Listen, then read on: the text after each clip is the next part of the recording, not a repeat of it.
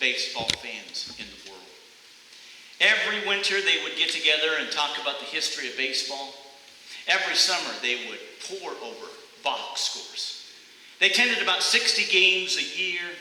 They loved baseball. And as they got older, they had a pact. They said that if one died, they would make sure they would do everything they can to come back and tell the other if there was indeed baseball in heaven. Well, one summer night, Bob passed away after watching a Rocky victory. He died, a very happy man. A few nights later, his buddy Earl awoke to the sound of Bob's voice from the beyond. "Bob, is that you?" Earl asked. "Of course it's me," Bob replied. "This is unbelievable," Earl exclaimed. "So tell me, is there baseball in heaven?" "Well, I've got some good news and I've got some bad news for you. Which do you want to hear first?" "Oh, tell me the good news first. Tell me the good news first." "Well, the good news is that yes, there is baseball in heaven, Earl." "Oh, that is wonderful. So what could possibly be the bad news?" "You're pitching tomorrow night."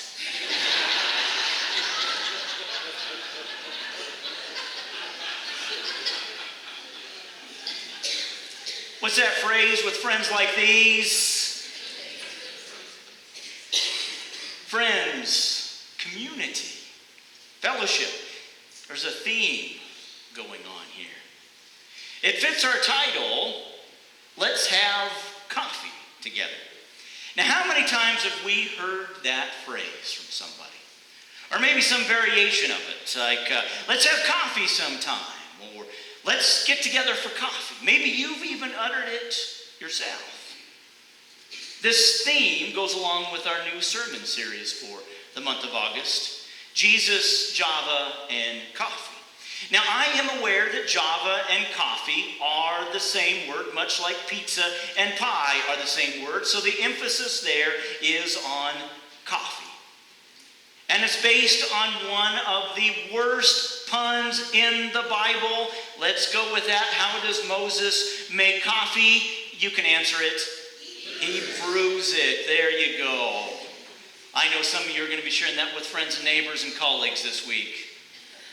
This sermon series, we're going to be addressing this important ministry of the church, our coffee ministry. And we're also going to be looking at one of the rarely talked about books of the Bible, the book of Hebrews.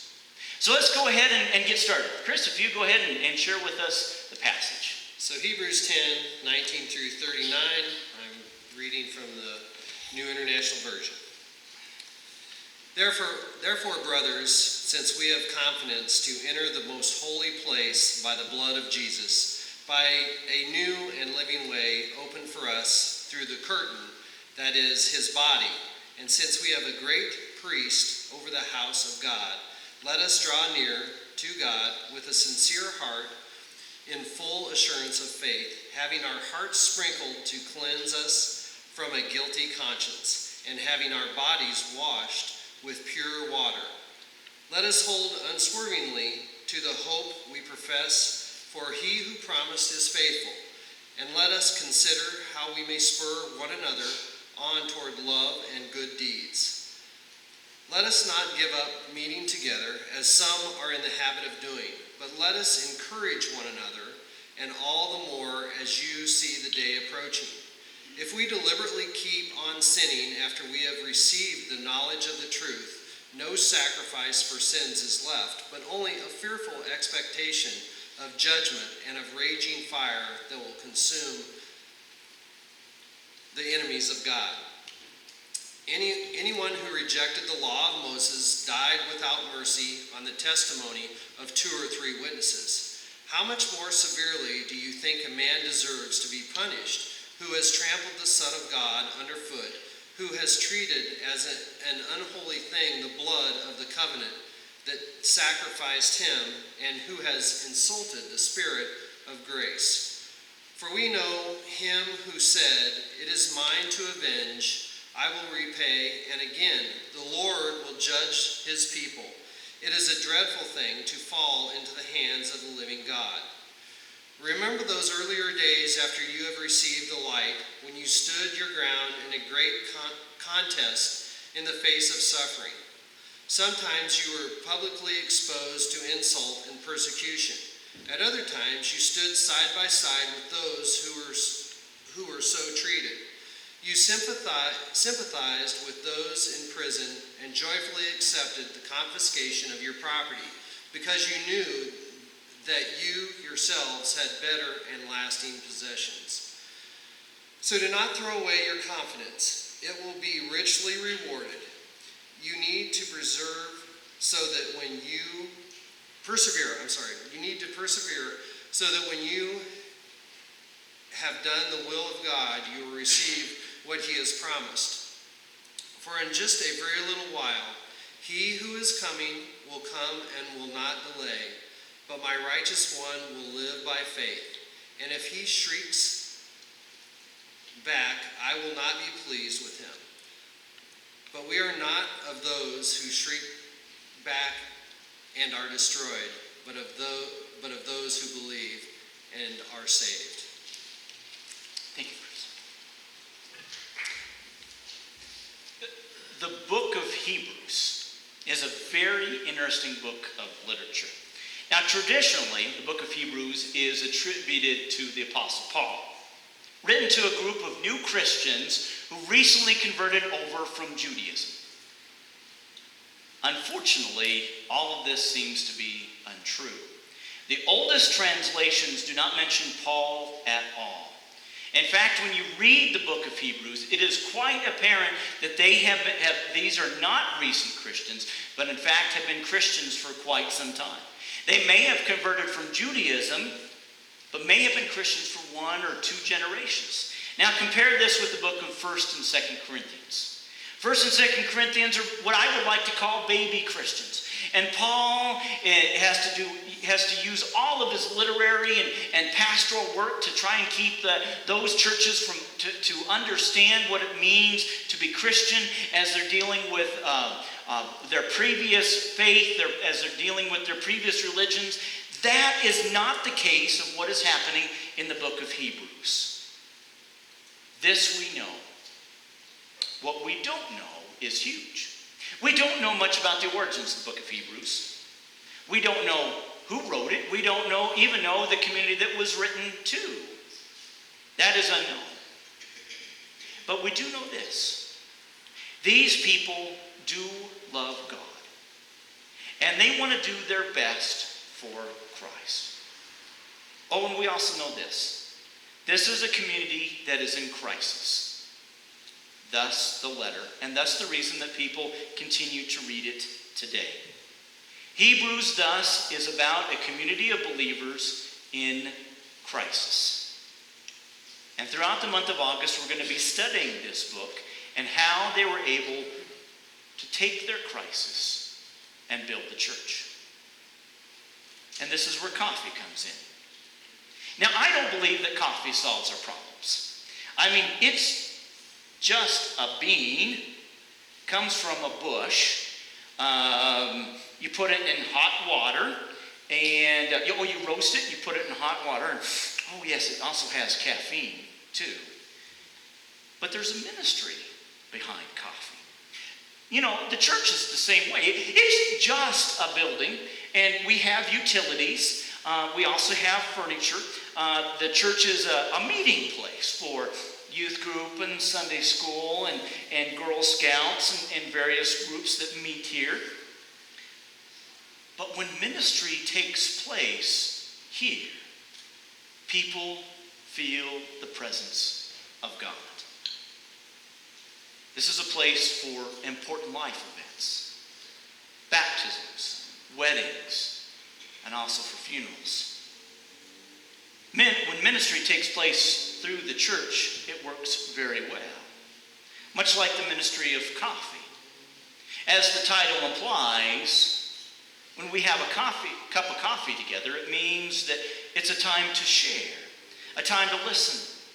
And yes, I have been at those coffee tables with you, also a time to gossip and to solve all the world's problems.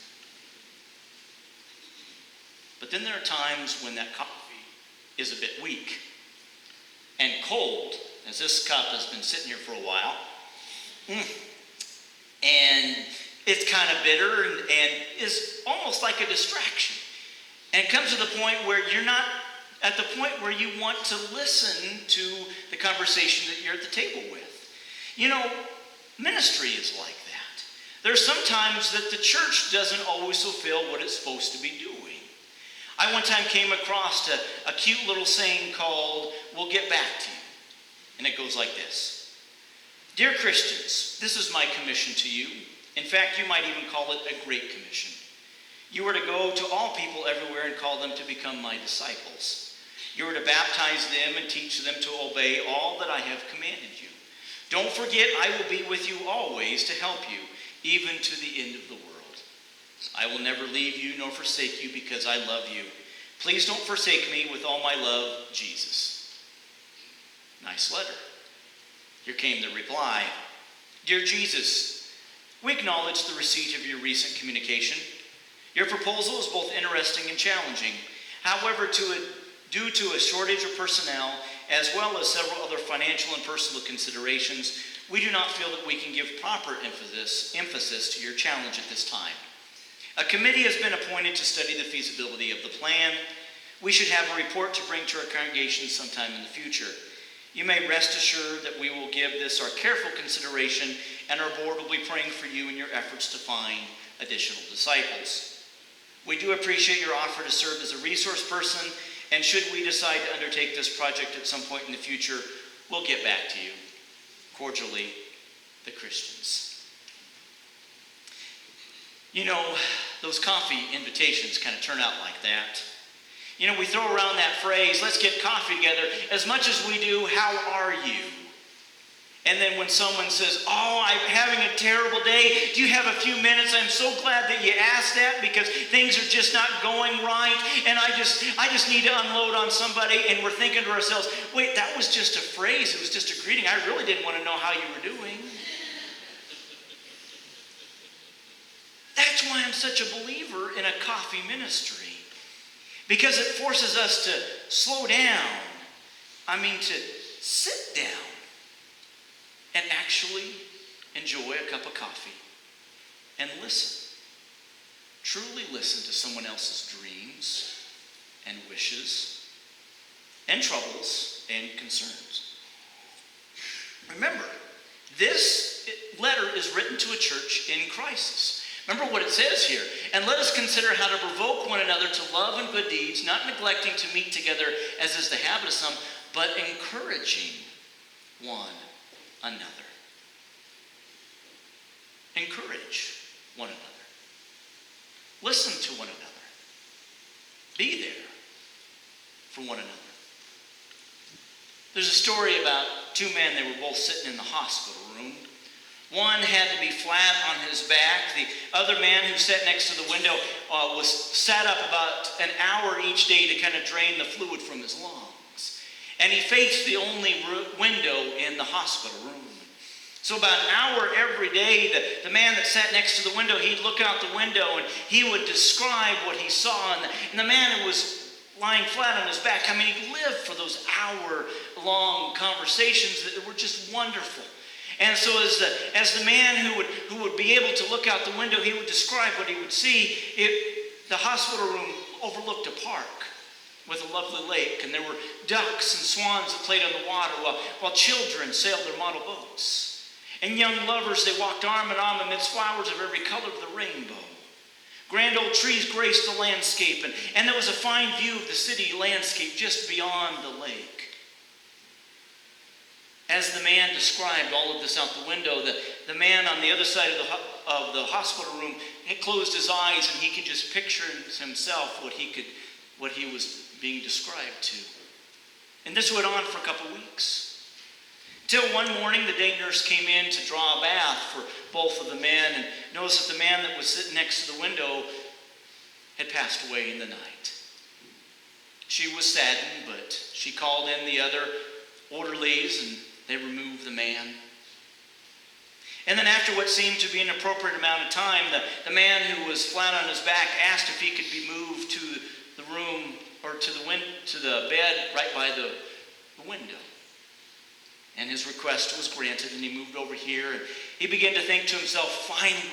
Finally, he could, for himself, look out that window and see this picturesque scene, to see how it was described to him. And so finally, when he was left alone and he had enough strength, he kind of picked himself up as much as he could off his elbows. And he was so looking forward to just looking out the window. And finally, when he looked out the window, he looked and saw a blank wall of the other side of the hospital. And he called in the nurse, and he says, "Nurse, what happened to that beautiful landscape of the lake and of the cityscape and all the things that my roommate described to me?" And the nurse says, "Well, I don't know what he saw. The man that passed away last night was blind. Maybe he just wanted to encourage you."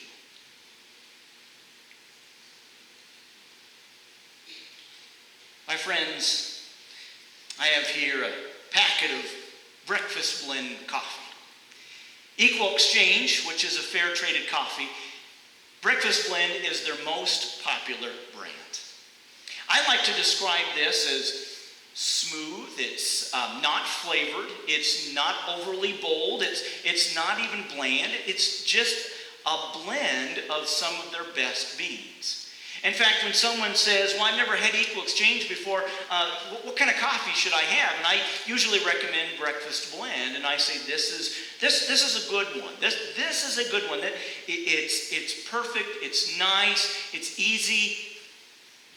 It's even one that you could drink with another as you encourage someone else. Now, over the next few weeks, we're going to be learning more about the book of Hebrews and the pivotal role in understanding our commitment to a community of believers. And we're going to be learning more about our coffee ministry, about what it means, why we do it, and how it can make us better people. Now, I want to tell you that coffee will not make us more compassionate. Coffee does not make us encourage one another. It's like the church building. This place does not make us more compassionate. The name on our building does not encourage one another. So, why do we do ministry? Why do we have coffee with our fellow believers? Why do we associate the church with compassion and encouragement? Well, the answer lies right there in the book of Hebrews. Now, you've heard from the New International Version. You saw on the screen up here the New Revised Standard Version. I want to share with you another version. This one comes from the New Century Version. And I want you to listen to how this writer interprets this text. "So, brothers and sisters, we are completely free to enter the most holy place without fear because of the blood of Jesus' death. We can enter through a new and living way that Jesus opened for us. It leads through the curtain, Christ's body." And then probably my favorite passage out of this section here of Hebrews. "Let us think about each other and help each other to show love and do good deeds. You should not stay away from the church meetings, as some are doing, but you should meet together and encourage each other. Do this even more as you see the day coming." You see, it's not about the coffee. It's certainly not about the building. It is about Jesus Christ. Now, one doesn't have to be a coffee drinker to participate in the coffee ministry. You just have to have the heart of Christ to sit, to listen, to offer an ear of encouragement. And if you want, enjoy a nice blend of breakfast blend. I consider it kind of a means to a wonderful end, to show that the people of God care about the people of God and will be there to have a cup of coffee together, because that's what we do as the people of God. There's a story about a 4-year-old girl whose next door neighbor passed away, whose next door neighbor's wife passed away. And one day, this 4-year-old girl, she was out playing in the yard, and she noticed that her neighbor was crying on his porch. And so she walked right up to him, and she sat in his lap and just kind of sat there. Well, later in the day, the mom looked at her daughter, and she says, "So what did you say to our neighbor?" And she said, "Nothing. I just helped him cry." You know, it doesn't take much to offer a word of encouragement, to be a good leader, good listener, or to even take someone up on that offer of a cup of coffee, or to do real ministry. I came across a wonderful saying one time. I don't remember where it was on the wall somewhere. It just said, "Attend to the little things now, so that the little things do not become the big things later." As the writer of Hebrews tells us, this is a community in crisis. Through the blood of Jesus, we attend to the little things now, so that we can have a cup of coffee together. Amen.